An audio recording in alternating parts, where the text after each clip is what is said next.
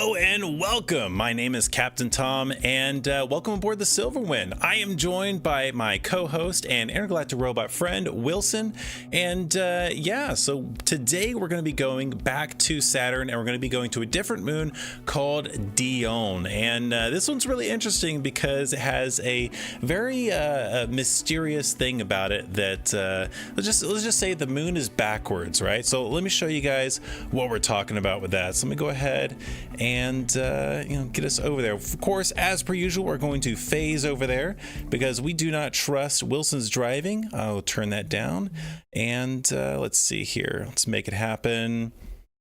I should do it. Here we go. There it is. Beautiful, beautiful stuff.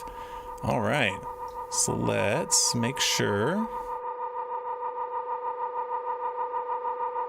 All right, now here we are. So, at first glance, it doesn't look all that interesting. There's no activity like Titan or Enceladus. Let's see here. Make sure we're locked into place. Don't want to drift around here. That should do the trick. We'll find out here soon enough. So yeah, you know what? I could actually, let's bring it in a little bit. Let's bring in the camera just a little bit. There we go.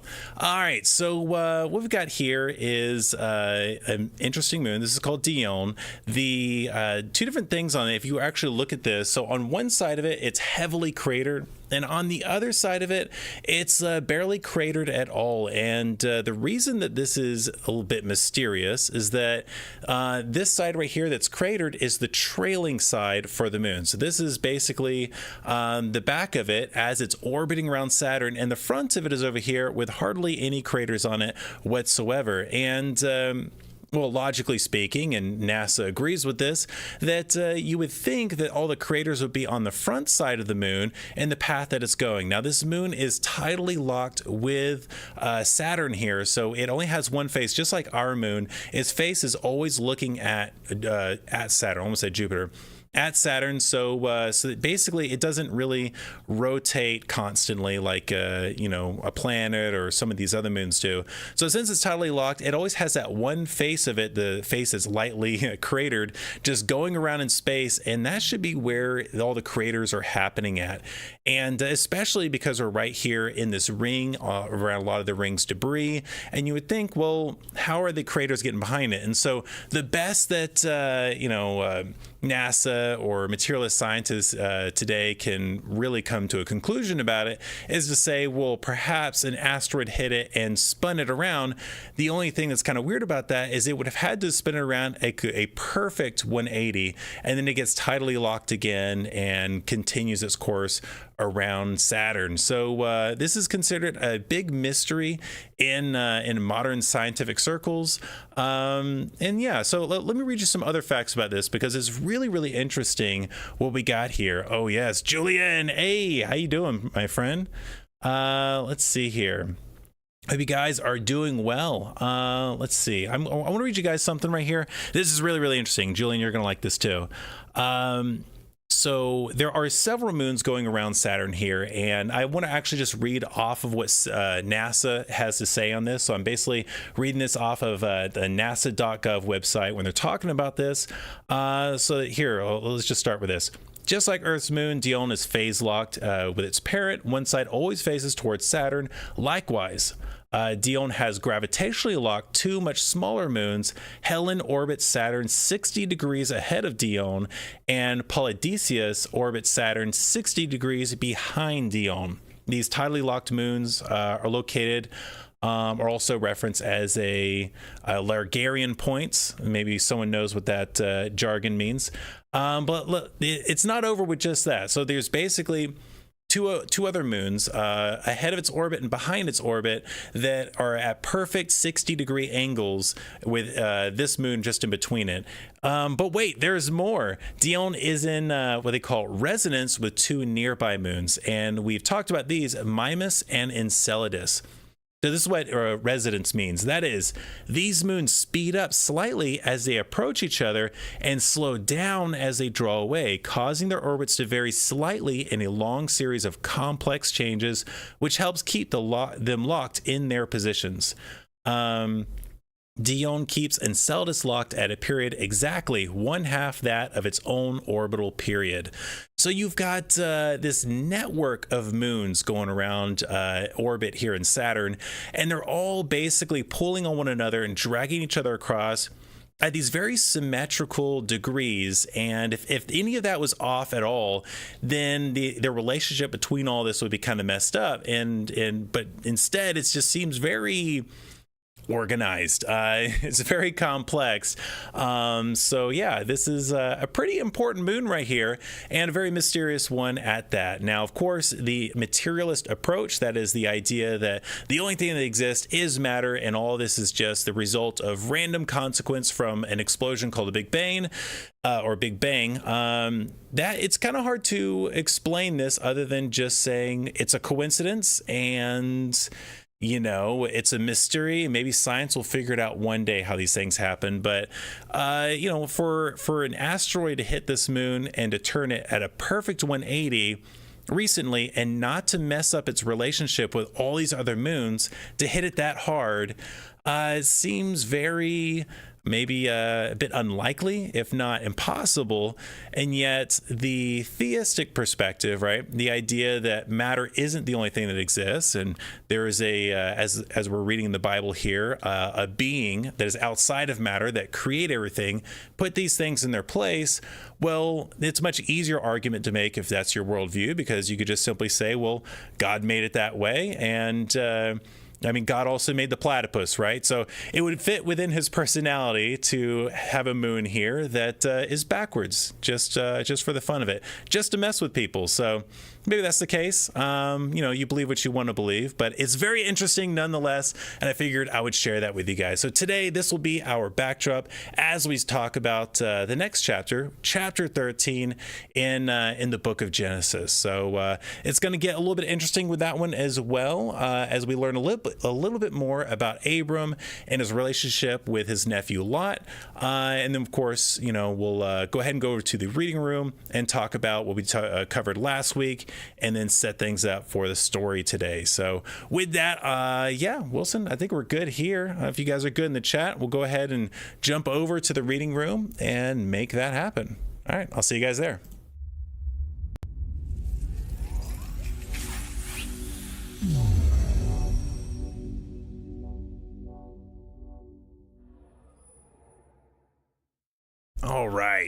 All right, perfect. So good angle on the moon there, Wilson. Nice. All right, so it's a little bit more centered here, which is very, very good. Wilson's got us covered.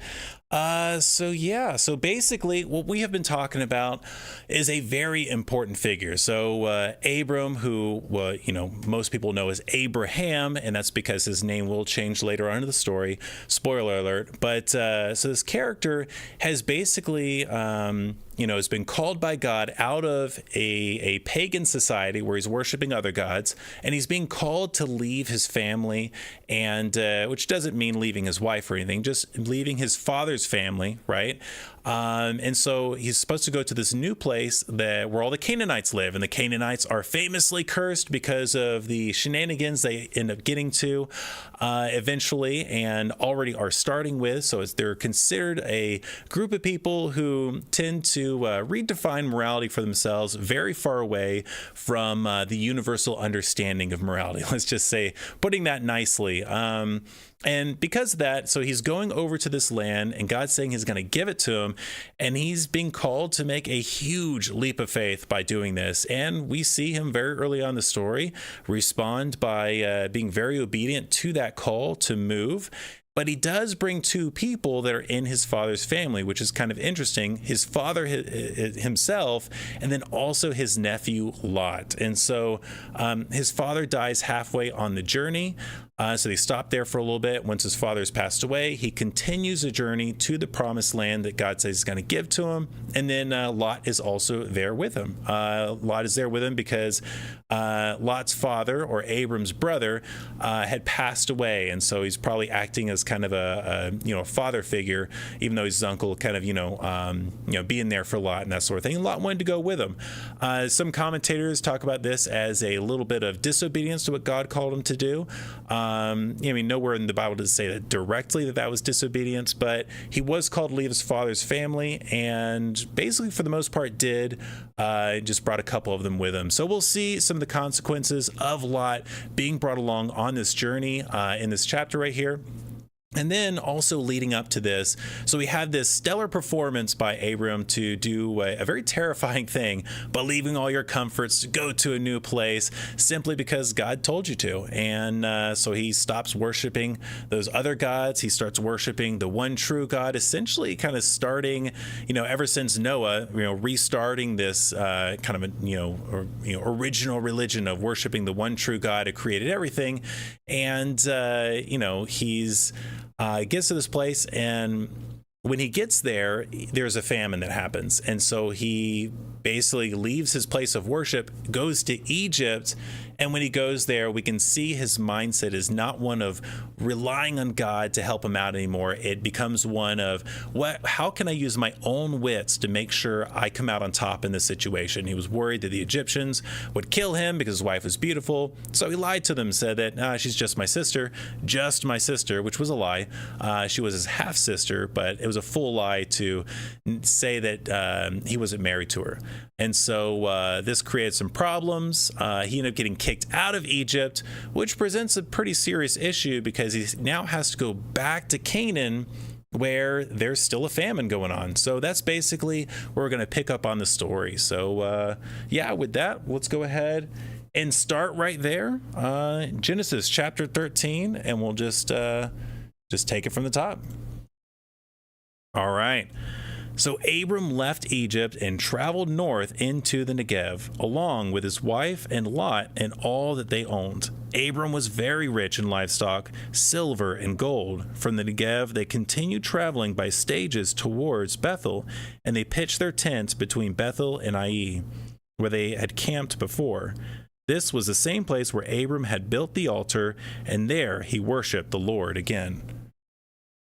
All right, so this language is really important. So it says he worshiped the Lord again, which means that it sounds like him leaving, going to Egypt, was almost symbolic of him not being in a place of worship, right? So he was focused on his circumstances, focused on what he could do about his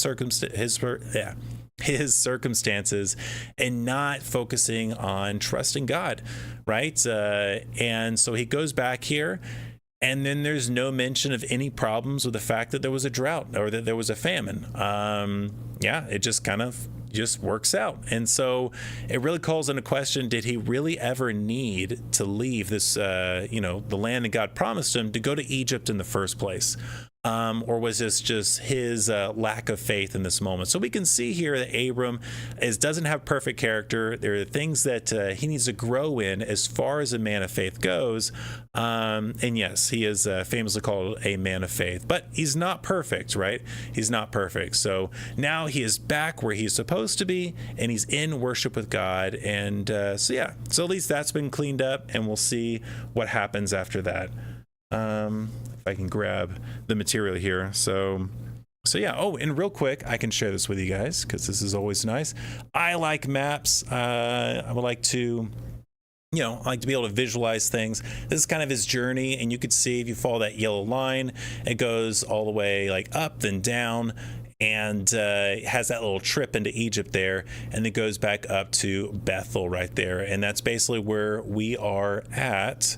With his little travels. So it's quite the journey. It was a bit of a detour to go to Egypt, and a lot to have to get kicked out of Egypt. But at least he left with a lot of gifts that he got from the Egyptians that by essentially swindling them or lying to them, tricking them. That's probably the best word, tricking. So all right, so let's go ahead and cover this next section. I believe this is in verse 5, so we'll start there. Lot, who was traveling with Abram, had also become very wealthy with his flocks of sheep and goats, herds of cattle, and many tents. But the land could not support both Abram and Lot with all their flocks and herds living so close together. So disputes broke out between the herdsmen of Abram and Lot. At that time, Canaanites and Perizzites were also living in the land. All right, so you've got a situation here. Abram and Lot are doing really, really well. I mean, wealth was centered mainly around, the animals that you had and the servants you had to take care of those animals. And then, of course, there's the wealth revolving around gold and silver and that sort of thing as well. But I mean, if you got to eat, having animals is going to be really important, right? So, so they basically have all these growing flocks and growing household. Grew from Egypt because he got so many things out of there, and they're also trying to negotiate with living in a land where other people are also living at. So the Canaanites. Make sure I get this name correctly here. Yes, the Canaanites and the Perizzites. So these are also people who are, have their flocks and, have their grazing areas and that sort of thing. So you can really see that they're trying to stay away from really encroaching on other people's space. And so that leaves them only a certain amount of space that they then can use for their flocks and their sheep. And it's causing a lot of problems, causing a lot of bickering, a lot of arguing. So now we got this friction here, and you could say, well, this is because he shouldn't have brought Lot, right? And maybe that's the case. Maybe he shouldn't have brought Lot, and these problems wouldn't be happening. It could just be the fact that, this is what happens. God is allowing Abram's character to be tested, but now he's presented with a problem. So let's see how he deals with it while he's in a place of worship with God, right? So he's in the right place and in his heart and his mind with the Lord. So let's see how he handles the situation this time, because last time he was presented with an issue, he tried to handle it with his own cleverness. So let's see the difference here, and I think you guys will appreciate it. Finally, Abram said to Lot, "Let's not allow this conflict to come between us or our herdsmen. After all, we are close relatives. The whole countryside is open to you. Take your choice of any section of the land you want, and we will separate. If you want the land to the left, then I'll take the land to the right. If you prefer the land on the right, then I'll go to the land on the left." Lot took a long look at the fertile plains of the Jordan Valley in the direction of Zoar. The whole area was well watered everywhere, like the garden of the Lord or the beautiful land of Egypt. This was before the Lord destroyed Sodom and Gomorrah. Lot chose for himself the whole Jordan Valley to the east of them. He went there with his flocks and servants and parted company with his uncle Abram. So Abram settled in the land of Canaan, and Lot moved his tents to a place near Sodom and settled along the cities of the plain. But the people of this area were extremely wicked and constantly sinning against the Lord. Okay, so I think that Abram handled this pretty well. This was basically humility and basically trusting God with whatever would happen with the circumstance, right? Being content no matter what, and letting Lot pick, the best land. And he does. Lot is, we could see his maturity in this. It's not that Lot is a bad person, or an ungodly person. It's just he's presented with an opportunity to take the biggest slice of the cake, so to speak, to get the corner piece, and he immediately goes for it, doesn't even question it.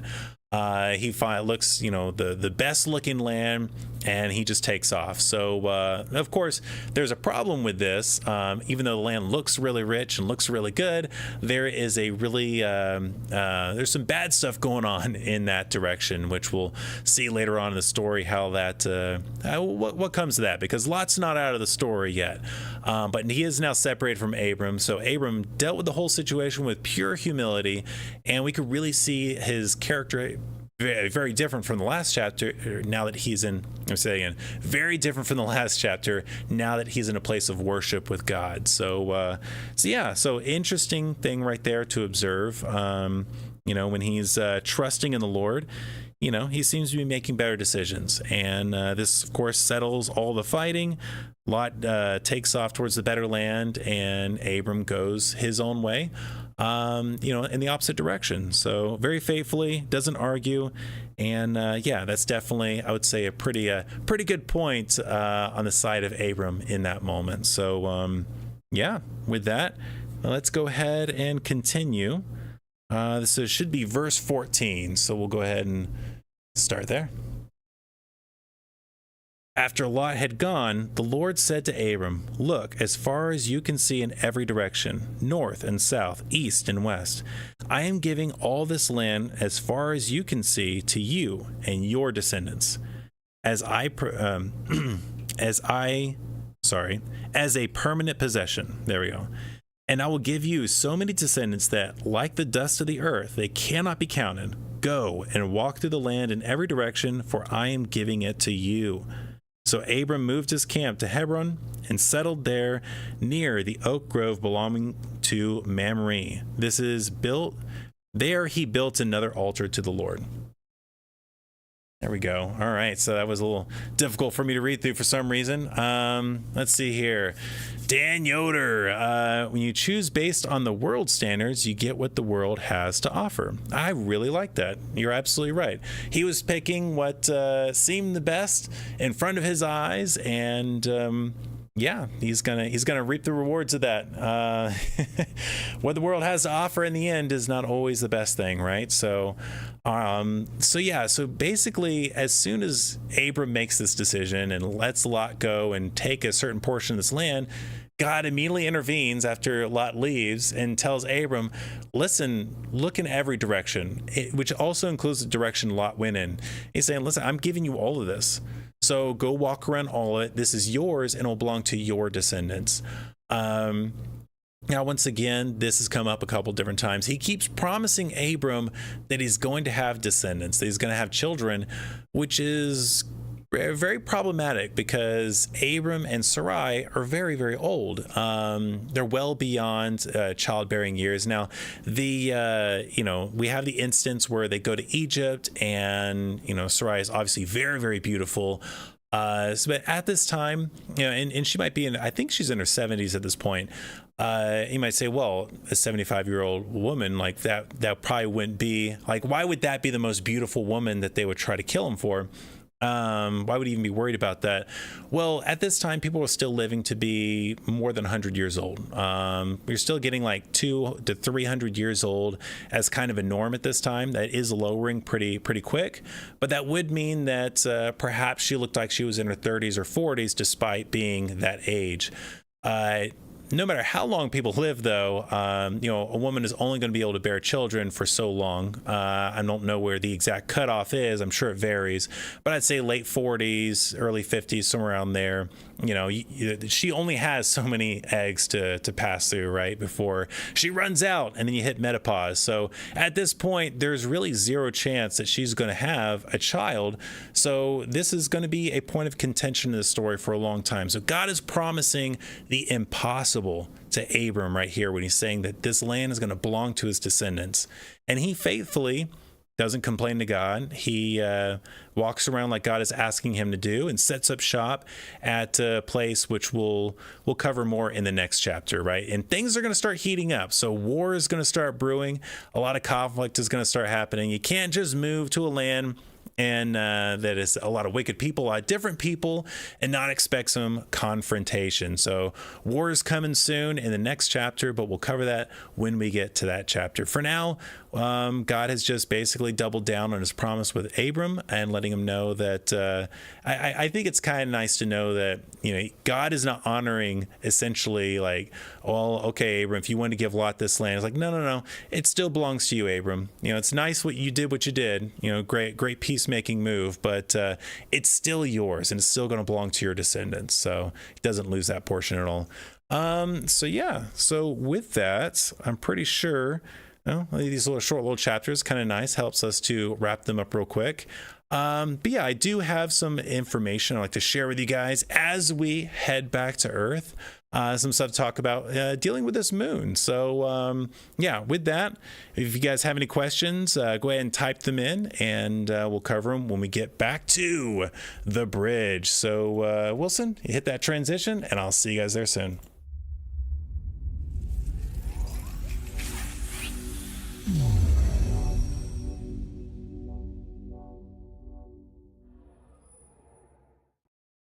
All right, so we'll go ahead and start heading back to Earth so we can drop you guys off.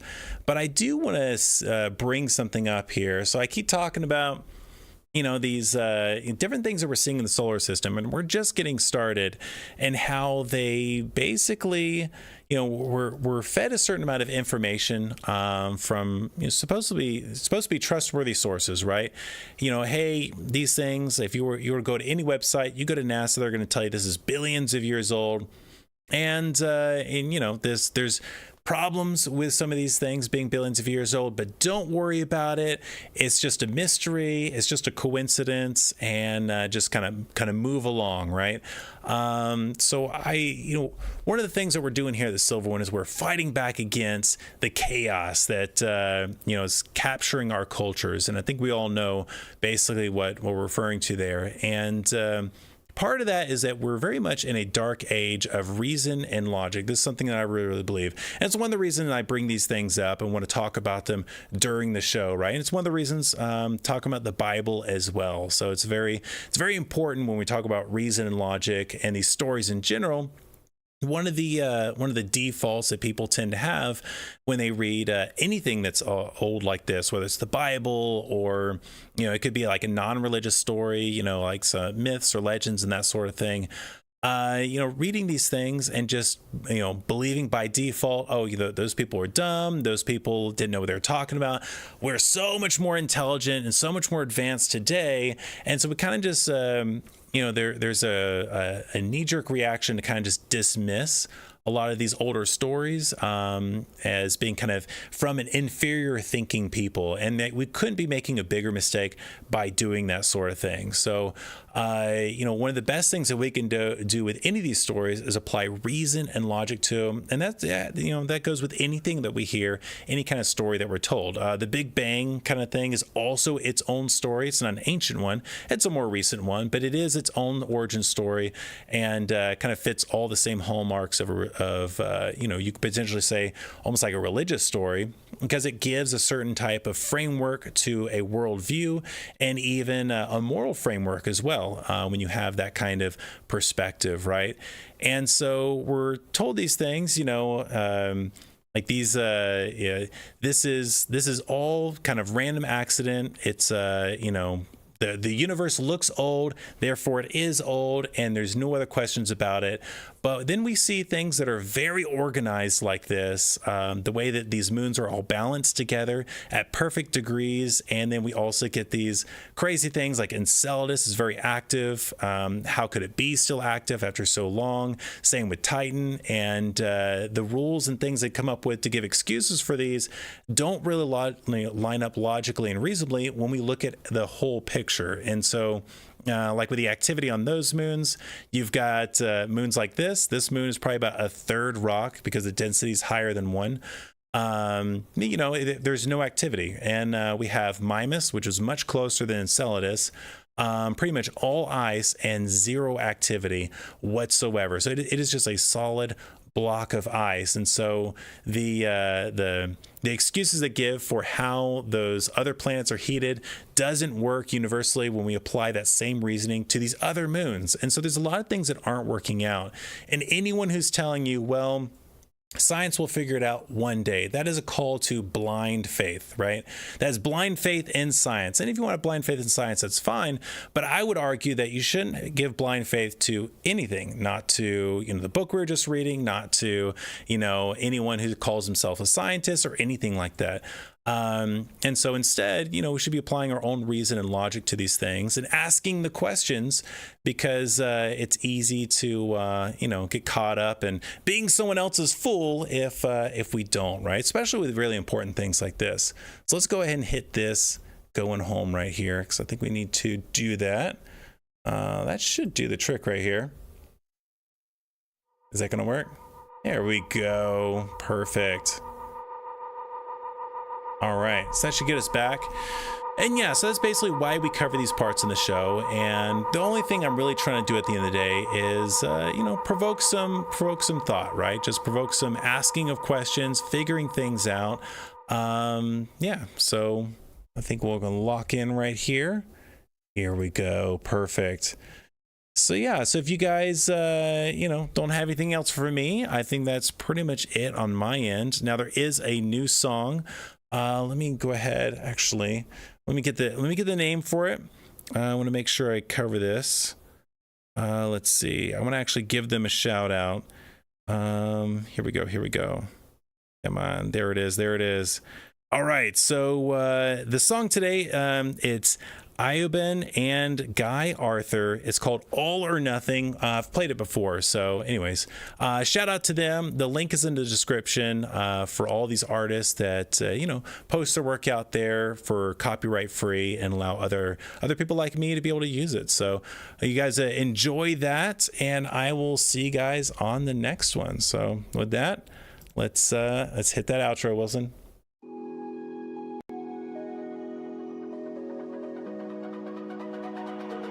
It's almost like falling in love for the first time, all over again.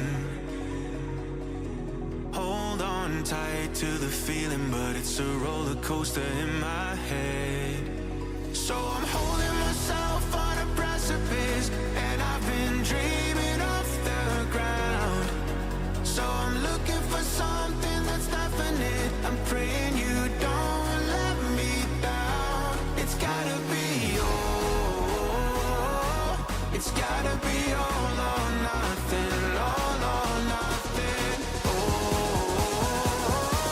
it's gotta be all or nothing. All or nothing.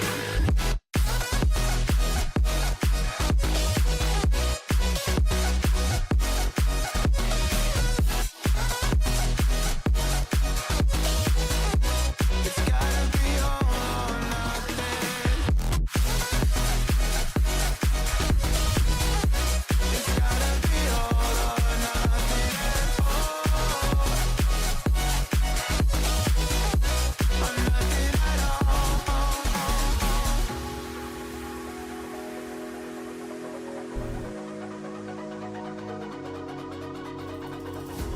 Hold these doubts like they're playing cards, close to my chest. Turn them round for the river and hope it's something that I won't regret. So I'm holding myself on a precipice, and I've been dreaming off the ground. So I'm looking for something that's definite. I'm praying you don't let me down. It's gotta be all. It's gotta be all or nothing.